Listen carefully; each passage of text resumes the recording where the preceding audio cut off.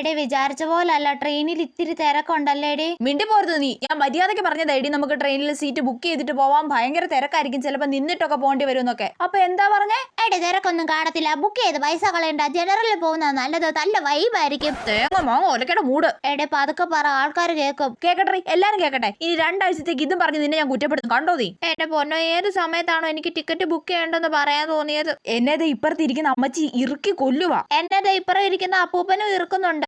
അനുഭവിച്ചോ, അവക്ക് ജനറൽ പോയാൽ മതി പോലും. എടി എന്തായാലും നമുക്ക് സീറ്റ് കിട്ടിയില്ലേടി, അതുപോരെ. അയ്യടാ, ഇത് ഞാനേ കഷ്ടപ്പെട്ട ഏതോ സ്റ്റേഷനിൽ ഇറങ്ങാൻ എണീറ്റ സമയത്ത് ചാടി ഇരുന്നോണ്ട് മാത്രം കിട്ടി. ഇല്ലെങ്കിൽ ഇപ്പോഴും മോൾ ഇടിയും കൊണ്ട് നിന്നോണ്ട് പോയേനെ. ഞാനിനി ഒന്നും മിണ്ടുന്നില്ലേ? മിണ്ടണ്ട, അതാ നല്ലത്. അയ്യോ, നടുവേദന എടുക്കുന്നേ. ഇനി 8 മണിക്കൂർ ഇരിക്കണ്ടേ. സ്റ്റേഷൻ എവിടെ എത്തിയടി? സ്റ്റേഷനല്ലേ, എന്നെ കൊണ്ട് പറയിപ്പിക്കണ്ട. ഇനി അവളോടൊന്നും മിണ്ടണ്ട, ഉറങ്ങുന്ന പോലെ അഭിനയിച്ചേക്കാം. നീ അങ്ങനെ ഉറങ്ങണ്ടേ, എണീക്കടി. നീ ഉറങ്ങാതെ ഇരിക്കണം, അതാ നിനക്കുള്ള ശിക്ഷ. അയ്യോ.